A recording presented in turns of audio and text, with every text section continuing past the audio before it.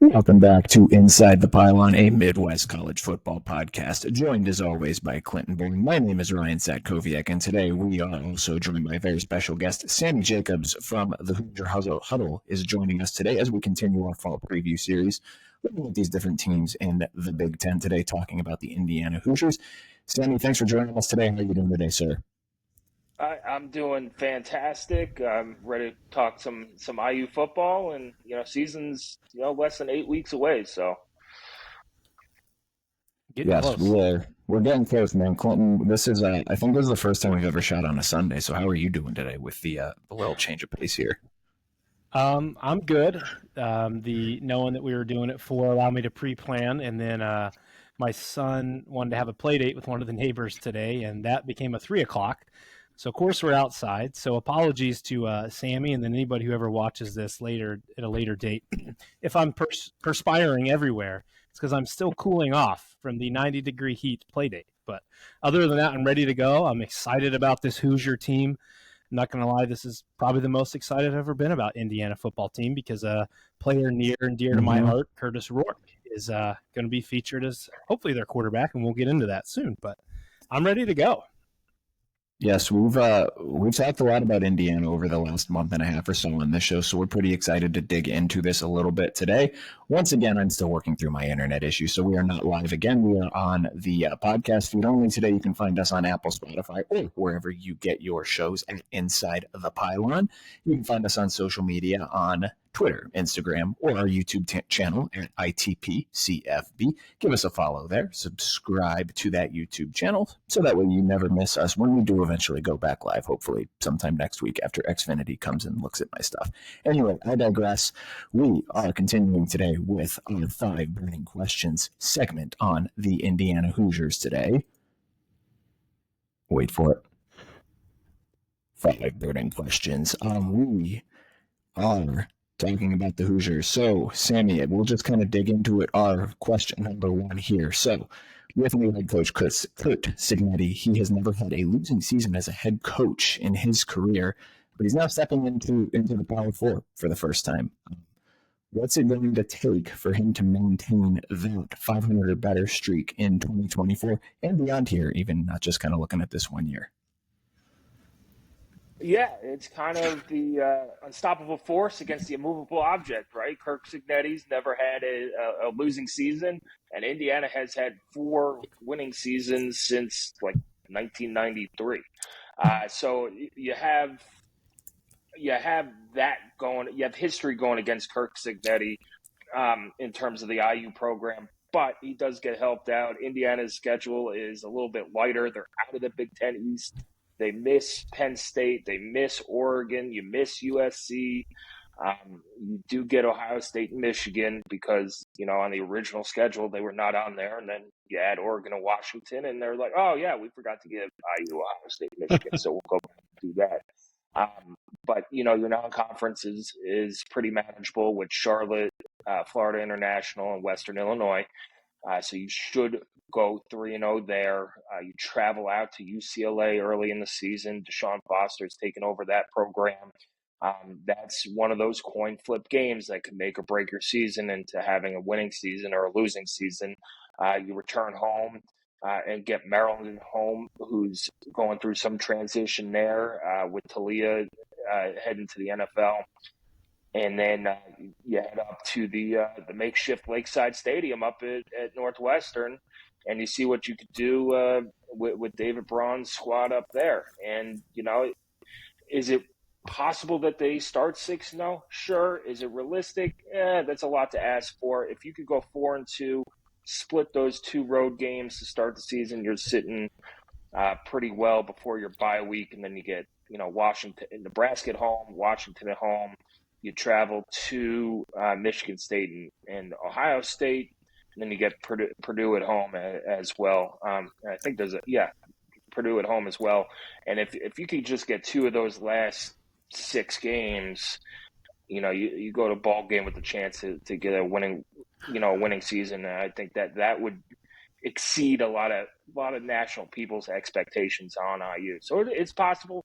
They got to get off to a fast start, and we'll see. We'll see if that unstoppable Curt Cignetti force can break through at the immovable object that has been Indiana football.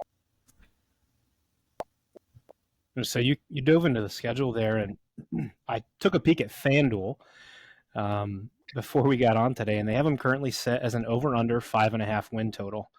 And just for myself, and Ryan and I a few weeks ago did our over/under kind of prediction show, or a blind prediction show, as far as me being the blind one and doing horrific at those guessings. 5.5 certainly seems pretty feasible for Indiana, looking at the schedule, especially if you started. I mean, to just eclipse that total, if you're 4-2 off your first 6 games, just with Cignetti being as good of a coach as he is, I think they're going to eclipse that. I personally feel like they're going to go over that. The other keynote, too, is getting Michigan at home. That's still going to be an elite team they have to play, but getting them at home. I've been to IU Stadium twice. I really like it. I think it's a really good environment. So that could get a little fun there. But kind of playing off of that, what's your most realistic expectations for these teams then? Do you think they're going to eclipse that 5.5, or should they be bowl eligible again? What are your thoughts there? I mean, that 5.5 number is probably Vegas knows how to pick them and put the number right where it should be. And 5.5 is that number. You could feel comfortable going either way. I mean, even 5 wins would be a solid season in the first year of a new regime, turning over half the roster. But yeah, the schedule plays out. I think Phil Steele had them at 68th nationally in terms of schedule strength, which is, really in a good spot compared to where they have been in the past, where they're usually in the top 15 in the hardest schedules, or in the top 2 of the hardest in the Big Ten. So, I mean, yeah, 6 wins. Cignetti expects to win, and he expects to win now, and that's how he's constructed this roster. He has a lot of veteran guys, so 6 wins should be the expectation. If they go 5-7, is a disappointment a little bit, but it's not a disaster. Now, if they finish 17th or 18th in the Big Ten, like some of these preview magazines have, yeah, that would be a disaster. There's no market improvement record-wise with an easier schedule. They've got problems. That just seems incredible to hear. 17th or 18th in the Big Ten, man. Like, holy cow. The fact that we're at that point already. But do you feel like kind of rolling with that same thought there, and moving away from the Big Ten, East and West can be something that benefits Indiana, not just for this year, but in the future? And we mentioned schedule a little bit easier comparatively so of what they've had in the past, always getting Ohio State, Penn State, and Michigan. But looking forward now, that kind of opens up that schedule a little bit, where you're not guaranteed those 3 daunting games every year. Yeah, you were arguably facing, the top 3 or 3 of the top 4 now Big Ten, teams in the Big Ten. And now you have a crapshoot to not play them. Now, will there be a year where it probably draws Ohio State, Oregon, Michigan, Penn State? Maybe, but it's not guaranteed. Like, you go to the early stages of those Big Ten East, Michigan State was still really good. Penn State was really good. And then you had Michigan and Ohio State. So you were looking at, even if a good season happened, you're still looking at 5th in that division. So, yeah, it benefits that these divisions are gone until, the Big Ten office proves me wrong and schedules everybody on everything. Yeah. Is there any concern with the amount of G5 power additions being on the team, and now they're bringing him back into this Big Ten competition, or like how that transition is going to be? Yeah, so, if you haven't followed Indiana football, a lot of their incoming transfers are coming from JMU. You have a couple from Ohio with Miles Cross and Kurtis Rourke. Another couple from that Sun Belt Conference from Old Dominion and some other places that they were all conference players at that level. And we've seen at the skill position in those G5 leagues, the skill position translates up. The biggest question is, can your offensive linemen and defensive linemen who come from JMU, like Tyler Stevens, Nick Kidwell, Mikhail Kamara, and James Carpenter, can they hang with that Big Ten, the bodies on the Big Ten lines? And that's the big question to me. The skill position, Elijah Surratt should do excellent at wide receiver. Somebody like Miles Cross should be a very productive receiver at IU. Sean Ashbury should be good at safety. Like all these skill position guys who have played have been productive, and in their limited time against Power 5 or Power 4 schools in the past, they've been productive. Yeah, Ryan, anything for you to add for question 2 before we head into question 3? No, I kind of got disconnected there, so I think I missed a lot of that. So I'll let you kind of take this next one here while I get caught up. Yeah, so let's spin it into question 3 here, where we mentioned the guy near and dear to my heart, Kurtis Rourke, former MAC Player of the Year, is, I assume, the projected starter. Can you kind of elaborate a little bit on that, and then what he brings to IU and how he fits into Cignetti's offense?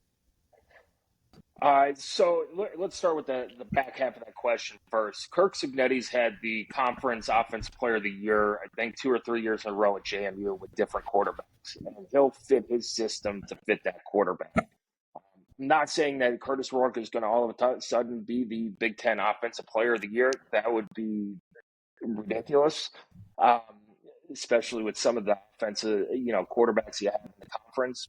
But they will set him up for success. I expect him to be the starter. Yes, Taven Jackson looked impressive in the spring game, but it's a spring game.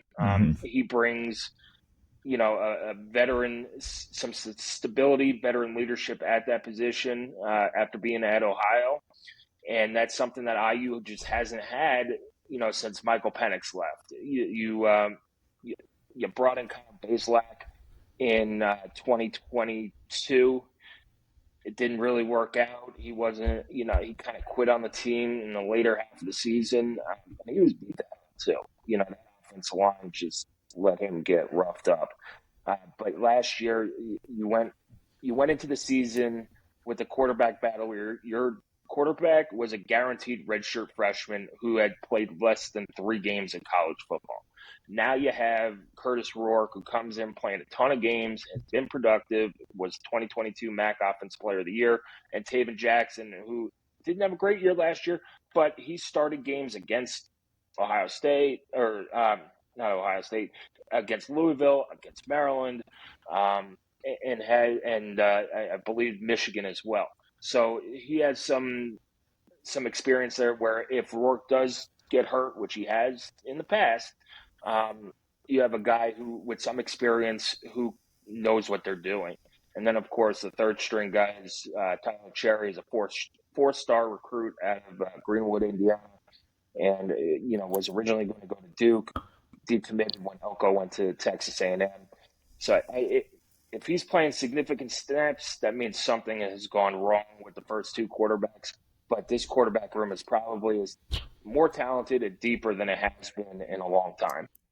The Rourke injury thing is an interesting point there. He's a guy who's used his legs before.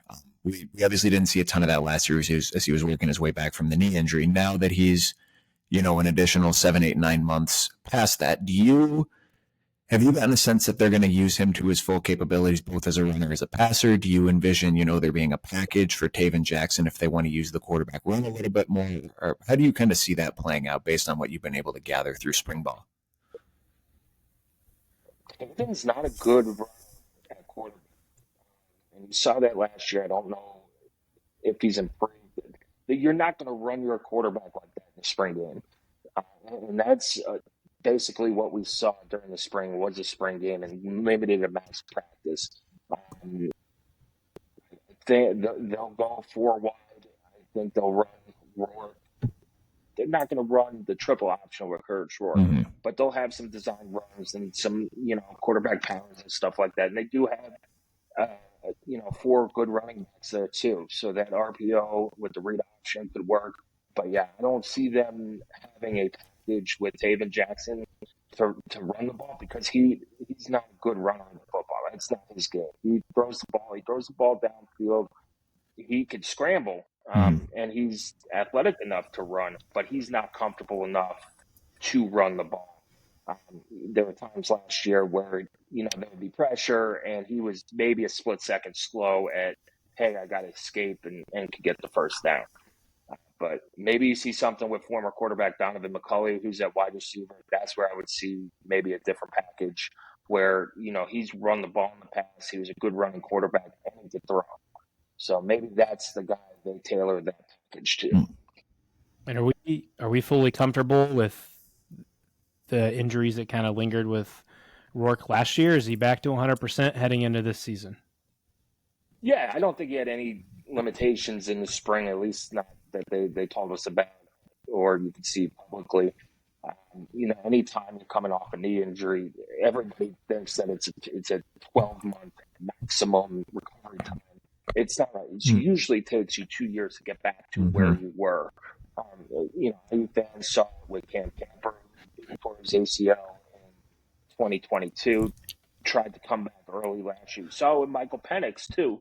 After an ACL tear in 2020, they rushed him back, and that was at the end of November in 2020. They rushed him back for the opener in September of 2021, and he just did not look the same as he did the 2 previous years and the next 2 years after that. So I expect Kurtis Rourke to no limitations on that knee heading into the start of the season. Perfect. Makes me happy to hear that. Yeah, for sure. Because especially, I think in their bowl game, he had a little bit of a scare, and I don't remember if that ended up being related to the injured knee or not, but I know he kind of came out of that game for a little bit. Talking about the skill guys around him, I think you touched on this a little bit when I was reconnecting there, but they brought in a lot, both at the wide receiver and the running back position. I think the count was 4 running backs, a couple from JMU, and then a couple Power 5 transfers, and 4 wide receivers as well, who had significant production at their previous stop last year. In terms of, I don't know if I want to phrase this as like a preferred formation that they plan on running this year. How do you envision them kind of just spreading out either the touches or kind of the snaps between the guys that they brought in? Yeah, they ran a lot of 4 wide receivers in the spring game and a lot of, that 10 personnel. They do bring in tight end Zach Horton from JMU too, but you're bringing in Elijah Surratt, who should move right into your number 1 wide receiver position. He's not a burner, but he's one of those guys. He runs great routes. He has great hands, and he could get open. And that's what this offense does. It is designed to get wide receivers open and to make plays.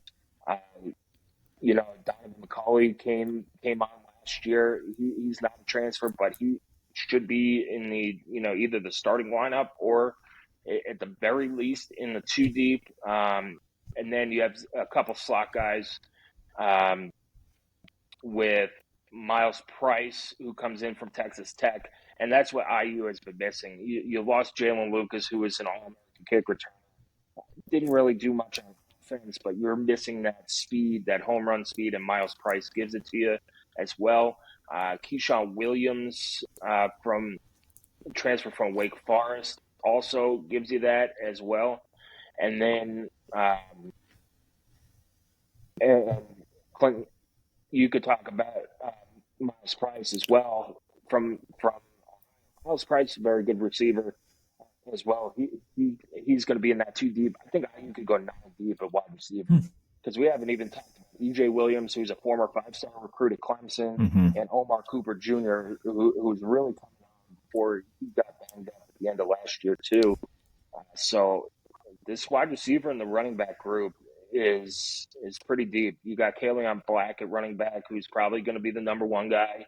And it's 2024. Nobody's going to get 35 carries anymore at that running back position. So you're bringing in a couple guys who Tyson Lawton is another player from JMU, Justice Ellison from Wake Forest, and then Elijah Green from UNC, who will all carry the load. But what we saw in the spring game, and it's hard to judge the running game in the spring game, but what we saw is that they have the speed to get the edge on the outside and move forward, which is IU has lacked over the last couple of years since they had Sean Shivers and even Stevie Scott to get that edge and turn a 3-yard run into an 8-yard run. And with the potential of, hey, if we get past that second level, we could go all the way. Certainly. So building off of that to question of number 4, also on the offensive line, almost an entirely new staff, except Bob Bostad retained as the offensive line coach. With what they were kind of able to show on the offensive line last year, plus what they brought in the portal, plus kind of the retention of Bostad as the O-line coach, what can we expect from that unit in 2024?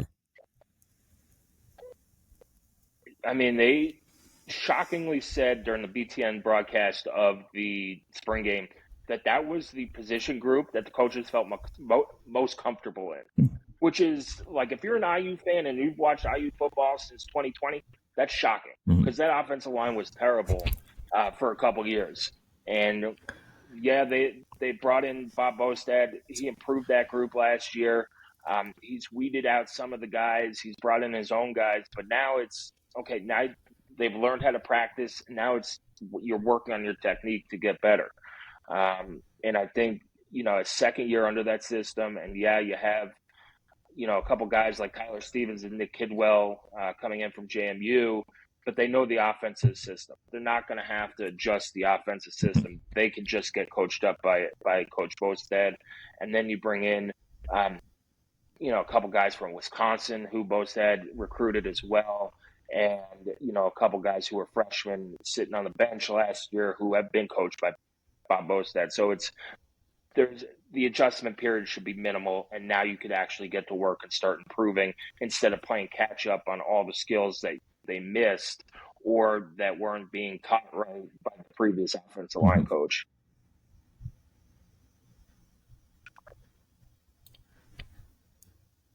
Yeah, I think we talk about this a lot. The better the protection, obviously, the better your quarterback's going to play. And watching Rourke play at OU, the time he had the protection was the time he made his best plays and when he earned his MAC Player of the Year honors. So that was the part when I was reading and kind of coming to this question was where Indiana, they said they showed some promise, especially towards the end of 2023, and that's where we let us what your thoughts were of 2024. So I'll have my eyes set on this position group to kind of see how it progresses here to keep Rourke upright in 2024.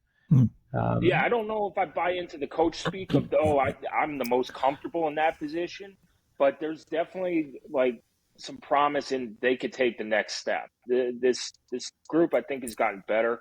You lost, I think all 5 starters were in the transfer portal at one point, but you bring back Carter Smith, who's a young guy who started. You bring back Mike Kadick, who's a veteran. He's going to start at center. And then you could plug and play with Tyler Stevens. Nick Kidwell should plug in at guard.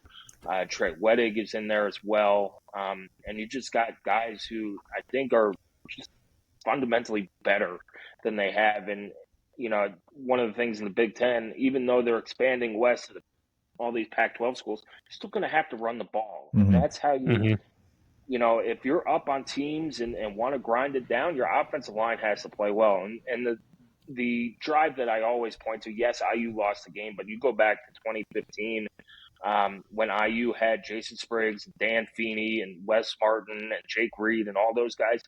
They ran the ball 22 straight times against Michigan, and we're moving the ball no problem, getting touchdowns. That's what you got to do in the Big Ten to ice games away, especially with the clock not stopping on first downs anymore. Yeah.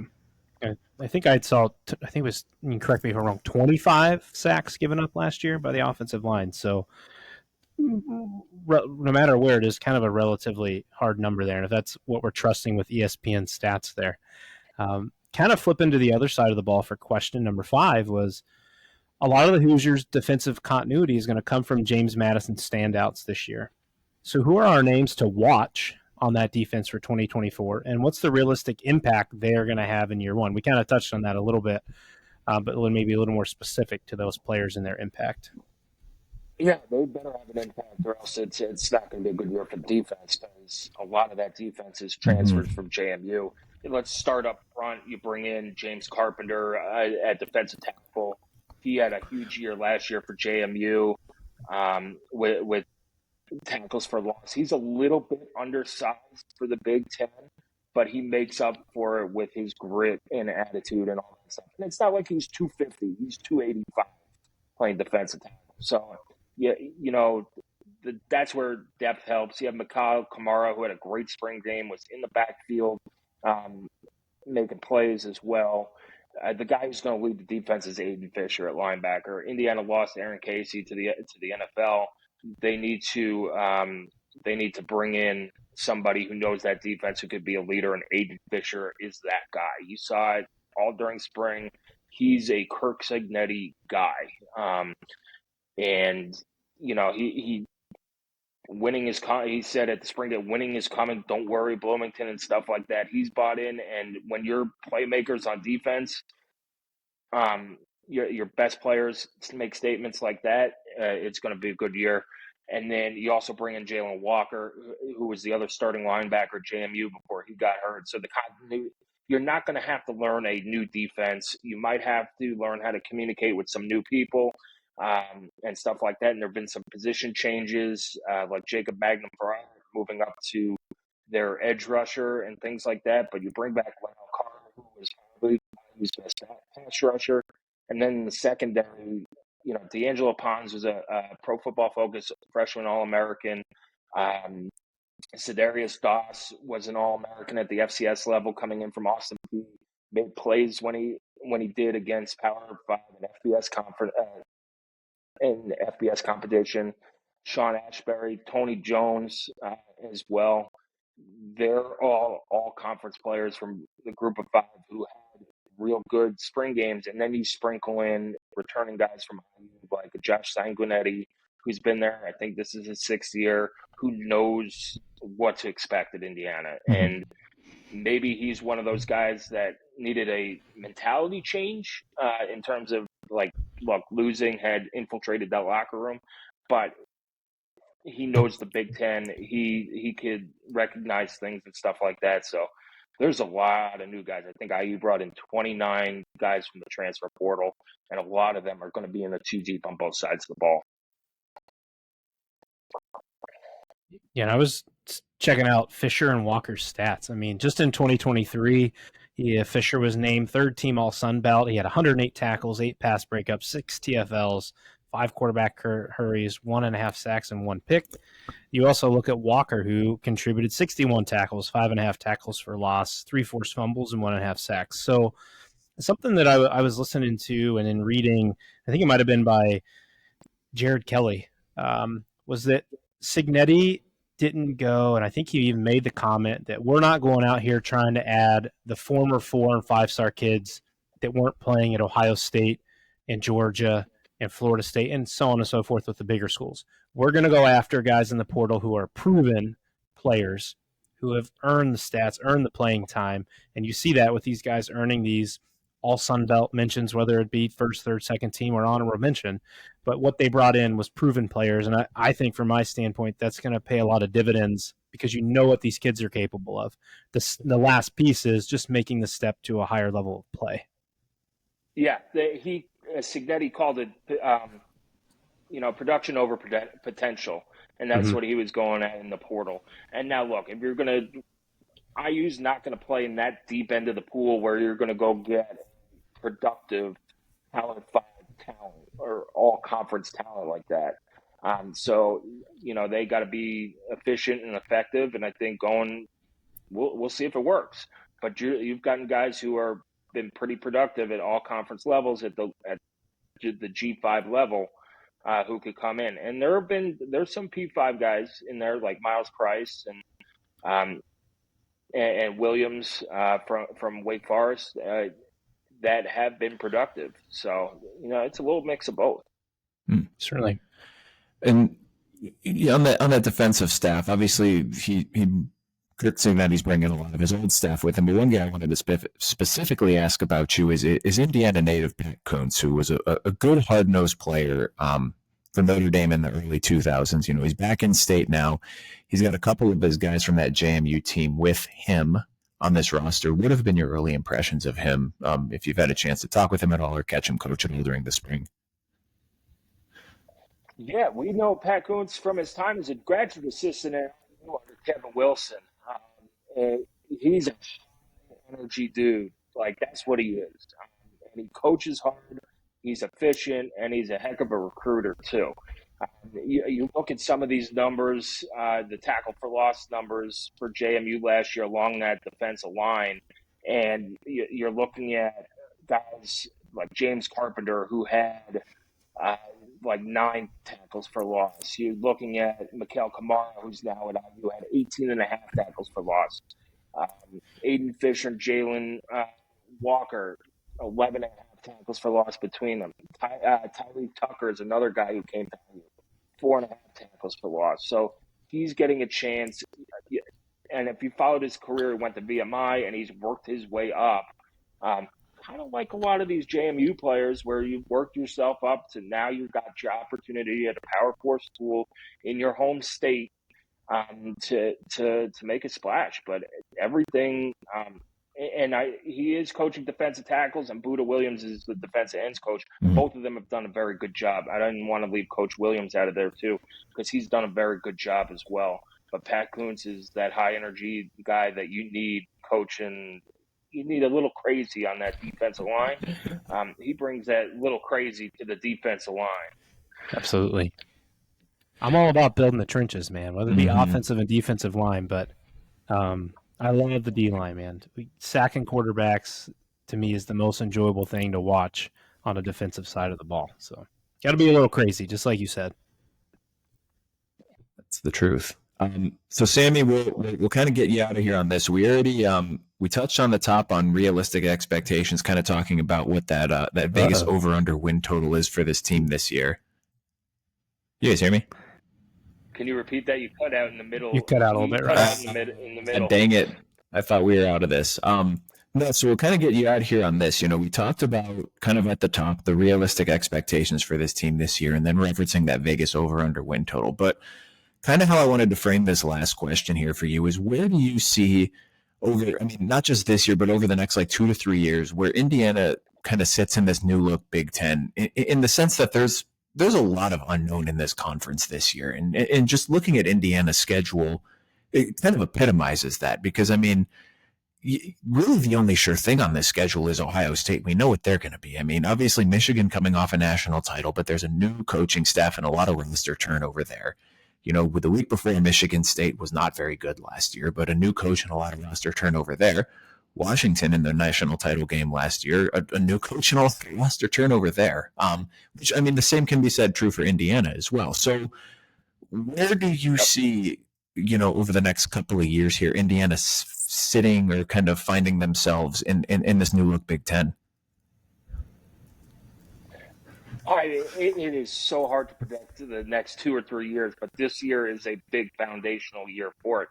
I mean, who knows? The Big Ten could be 20 teams next year, and stuff like that. But like you referenced, going down that schedule, you have a lot of teams in transition. Michigan State, UCLA, Washington, Michigan.